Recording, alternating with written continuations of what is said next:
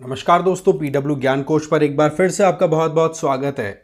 Donald Trump अपनी form में आ चुके हैं। अब वो ट्विटर पे अपने स्टेटमेंट देने से बिल्कुल भी पीछे नहीं हट रहे हैं। ओके, तो उनके द्वारा भी लेटेस्ट स्टेटमेंट क्या आया है वो है कि ब्रिक्स कंट्रीज के द्वारा जिस तरीके से डी डॉलराइजेशन के ऊपर फोकस किया जा रहा है, क्योंकि हमें पता है कि दुनिया में डॉलर बेस्ड कितने ट्रांजैक्शंस होते हैं। अगर मैं आपको बताऊं तो ग्लोबल ट्रेड का 50% जो काम है लेन देन का, वो आपको दिखाई पड़ेगा डॉलर के थ्रू। साथ ही साथ अगर आप फॉरेन रिजर्व्स की बात करो तो दुनिया में अलग अलग कंट्रीज ने जितना फॉरेन रिजर्व इकट्ठा कर रखा है उसका 58% के लगभग आप देखेंगे कि वो डॉलर के फॉर्म में रिजर्व करके चलते हैं। तो ऐसे में डॉलर पे जो डिपेंडेंसी है वो इंटरनेशनली बहुत ज़्यादा है। तो ऐसे में ब्रिक्स कंट्रीज के द्वारा रिसेंट टाइम में कुछ ऐसा एफर्ट्स किए गए थे जिसमें रशिया और चाइना, ये दो तो बहुत ही ज़्यादा ओपन माउथ है, साफ साफ कह रखा है कि हमें डॉलर पर डिपेंडेंसी को बहुत हद तक कम करना है। तो ऐसे में डोनाल्ड ट्रंप साहब ने कह दिया कि देखो, जो भी कंट्रीज डॉलर का कोई ऑल्टरनेट निकालने की कोशिश करते हैं तो सबसे पहली चीज हमें उन लोगों पर 100% टैरिफ लगाना होगा। इसके क्या मायने होंगे मैं आगे बताऊंगा आपको। और दूसरा बोला कि आप लोगों को दूसरे शक्कर को ढूंढने की जरूरत है। कहने का मतलब, चाहे कोई भी बुरी से बुरी परिस्थिति आ जाए, आप लोगों के द्वारा जो भी इकोनॉमिक एक्टिविटीज की जा रही है उनका बर्डन झेलने वाला कोई दूसरा ही कंट्री आपको ढूंढना पड़ेगा। इस तरीके से डोनाल्ड ट्रंप एक बार फिर से अपने ट्वीट के लिए हाईलाइट होते हुए दिखाई पड़ रहे हैं। बट अगेन मैं बता दूं कि ये जो थ्रेट दिया गया है ब्रिक्स कंट्रीज को, ये अपने आप में कितना ज्यादा एक तरीके से इफेक्टिव साबित हो सकता है और साथ ही साथ ब्रिक्स कंट्रीज ने यहां पर क्या रिस्पॉन्स दिया है, ये सारे सवालों के जवाब मैं आपको दूंगा। अब देखो, हम आगे बढ़े उससे पहले आपको बता दूं कि यूपीएससी फाउंडेशन कोर्सेज रन कराए जा रहे हैं पीडब्ल्यू ओनली आईएएस की तरफ से, जहां पर आप 2026 के लिए अगर टारगेट करके चल रहे हो तो संकल्प 2026 जो इंग्लिश और हिंदी में रन हो रहा है, टाइटन है वो इंग्लिश में रन हो रहा है, ज्वाइन कर सकते हैं। 2025 के जो एस्पिरेंट्स हैं वो प्रहार 2025 इंग्लिश और हिंदी, टाइटन 2025 इंग्लिश में ज्वाइन कर सकते हैं। रेट मात्र 8,000 रुपये है, जिसमें आपको लाइव एंड रिकॉर्डेड क्लासेस के साथ daily MCQs plus mains questions, फिर आपको सीसेट की क्लासेस दी जाएंगी और साथ ही साथ आपको कॉम्प्रिहेंसिव ई बुक्स भी दी जाएंगी जिससे कि आप खुद से पढ़ाई कर सकें। तो ऐसे में आप अपनी तैयारी को एक अच्छा बूस्ट दे सकते हैं बहुत माइन्यूट प्राइस पे। एडमिशन ओपन है, लिंक डिस्क्रिप्शन बॉक्स में दिया हुआ है। तो बात कुछ ऐसी है कि ये जो ब्रिक नेशंस थे जिन्होंने अपने आप को ब्रिक्स बनाया 2009-10 में, उसके बाद से लेकर ये अपने आप में बहुत ही इंपॉर्टेंट, एक कहता ना कि इंटरनेशनल बॉडी के तौर पे दिखाई पड़ रही है, जिसमें इंडिया और चाइना के बीच में कॉन्फ्लिक्ट को छोड़ दें तो मोर और लेस सभी कंट्रीज एक तरीके से एक अच्छी खासी पोजीशन में चलते हुए दिखाई पड़ रहे हैं, राइट। तो ऐसे में अभी ये आ रही है बात कि टोटल जो ब्रिक नेशंस हैं, जिसमें ब्रिक्स के अलावा और भी मेंबर्स ने ज्वाइन कर लिया, तो फिगर अब 9 तक पहुंच गया, जो आगे भी बढ़ने का स्कोप दिखाई पड़ रहा है। तो ऐसे में इन कंट्रीज ने ये डिसाइड किया कि देखो, यूएसए अपनी डॉलर की डोमिनेंस का यूज करते हुए बहुत ज्यादा परेशान करता है। इकोनॉमिकली अपने खुद की पॉलिसीज को वहां के बैंक फेडरल रिजर्व के द्वारा चेंज किया जाता है और उसका असर वर्ल्ड इकोनॉमी पे साफ साफ देखने को मिलता है। तो बोला, हम इस पे डिपेंड ही क्यों रहे, इसको हटाते हैं ना। तो इसको लेकर के फिर बहुत ज्यादा डिबेट्स हुए, डिस्कशंस हुए कि हम डी डॉलराइजेशन की तरफ जाएंगे। इसका मतलब ये कि डॉलर पे डिपेंडेंसी को रिड्यूस करेंगे, चाहे फिर हमें हमारी खुद की लोकल करेंसी, चाहे रुपी हो या रशियन रूबल हो या फिर चाइना का युआन हो जिसको रेमनबी भी बोलते हैं, इनमें हमें ट्रांजैक्शंस करने पड़े, लेन देन करने पड़े, हम डॉलर पे डिपेंड नहीं करेंगे।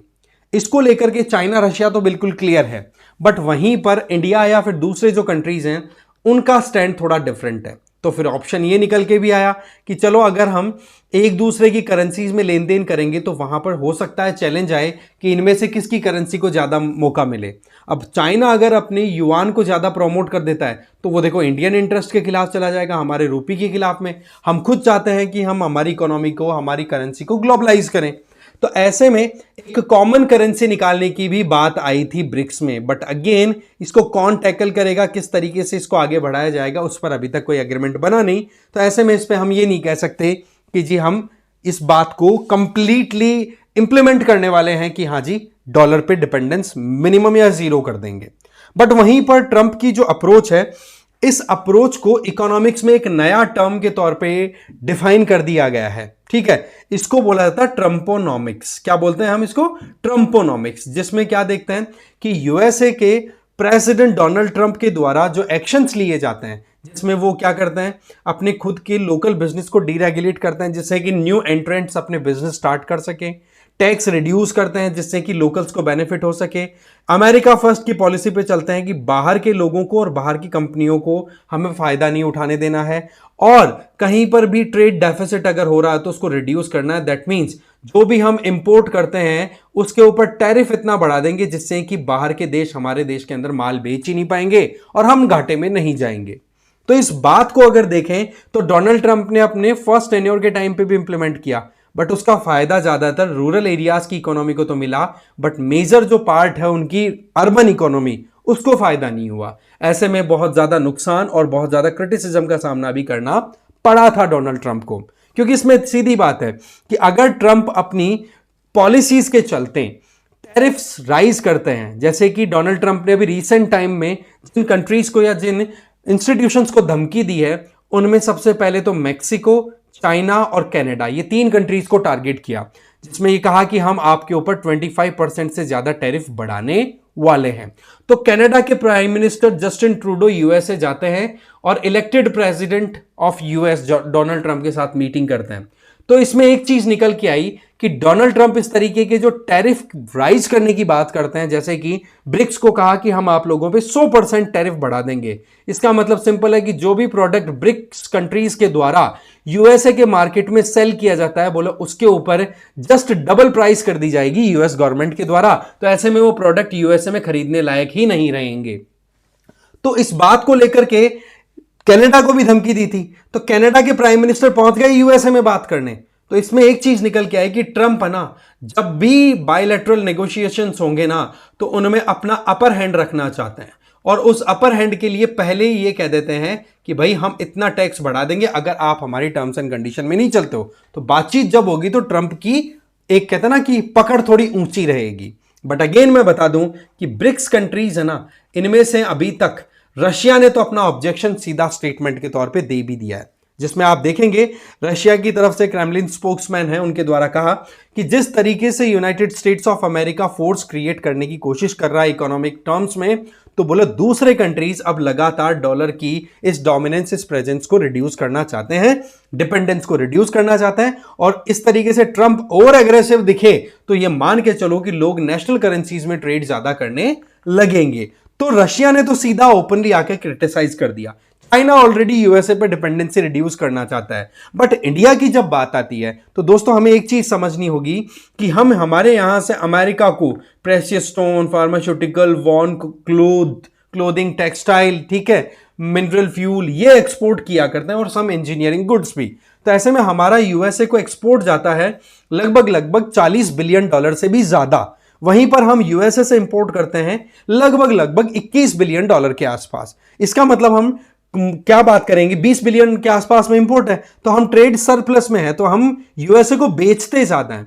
तो इस बात को लेकर के देखो, हमारी तरफ से क्लियर स्टेटमेंट है कि डॉलर के ऊपर जो ओवर डिपेंडेंस है उसको तो देखो हम रिड्यूस करना चाहते हैं, पर इसका मतलब यह नहीं है कि हम डॉलर को कंप्लीटली एलिमिनेट करना चाहते हैं। और यह बात हमारे external affair minister S Jaishankar ji ने कई बार क्लियर किया है कि इंडिया की इकोनॉमिक पॉलिसी में बिल्कुल भी नहीं है कि हम यूएस डॉलर को टारगेट करें। हां, हम वर्कआउट जरूर कर रहे हैं कि डॉलर पे हमारी डिपेंडेंसी कम हो सके।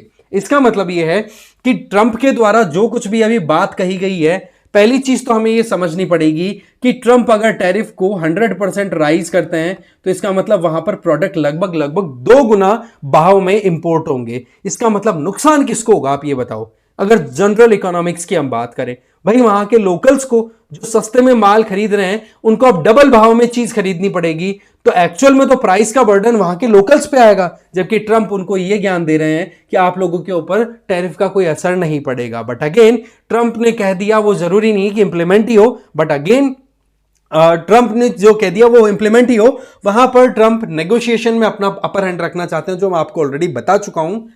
यहां पर हमें समझना होगा कि ट्रंप को ब्रिक नेशंस में या ब्रिक्स में या यूरोपियन यूनियन में जो भी कंट्रीज ट्रंप के हिसाब से एक तरीके से एंगेज करने के लिए रेडी हैं कि हाँ वाकई में आप भी 1 रुपया कमाओ, हम भी 1 रुपया कमाते हैं, क्योंकि इस मामले में देखो इंडिया में तो मोदी जी बैठे हैं तो 1 to 1 बराबर बात करते हैं। ठीक है, ठीक है, एक बात तू मेरी बात एक मान, मैं तेरी एक बात मानता हूं, तभी तो कहा ना he is a tough man. आप प्रीवियस वीडियोस उठा के देखो डोनाल्ड ट्रंप के, राइट। तो ऐसे में ये एकदम क्लियर है कि ट्रंप ये चीजें करेंगे, एग्जैक्टली करना वहां के लोकल मार्केट को भी बहुत नुकसान पहुंचा देंगे, क्योंकि जो चीजें बाहर से किसी देश से सस्ते में मिल जाती हैं तो उसको आप अपने देश में क्यों महंगा बनाओगे, है ना।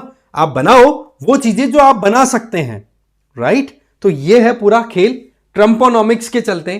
कितना यूएसए ने पहले नुकसान उठाया है और अभी कितना नुकसान अभी उठा सकते हैं, राइट। तो ट्रंप को अभी कहीं ना कहीं लाइक माइंडेड कंट्रीज के साथ मिलकर के थोड़ा बहुत काम करना होगा, जो कि शायद एक ऑप्शन निकलेगा। और ये बात तो पहले भी पता थी, डोनाल्ड ट्रंप अगर जीतते हैं तो इकोनॉमिक स्फेयर के अंदर कहीं ना कहीं हलचल बढ़ेगी, बाकी एस्पेक्ट में फिर भी थोड़ा सेटलमेंट देखने को मिल सकता है। अब आप लोगों से मैं एक सवाल पूछूंगा, देखो नीड और रीड, इससे रिलेटेड ये क्वेश्चन है। इस क्वेश्चन को आपको ध्यान से पढ़ना है, इसका आंसर दो कि कितने स्टेटमेंट्स इनमें से सही है, फर्स्ट 1 2 3 तीनों में से। और साथ ही साथ इसका अगर जवाब आप नहीं दे पाओ तो आप ये बताइए कि नीड और रीड दोनों में डिफरेंस क्या है। ठीक है, आप ये जरूर मुझे कमेंट बॉक्स में बताएंगे। आई होप आपको ये वीडियो अच्छा लगा होगा। मिलेंगे एक और टॉपिक के साथ नए वीडियो में। Thank you very much for watching this video.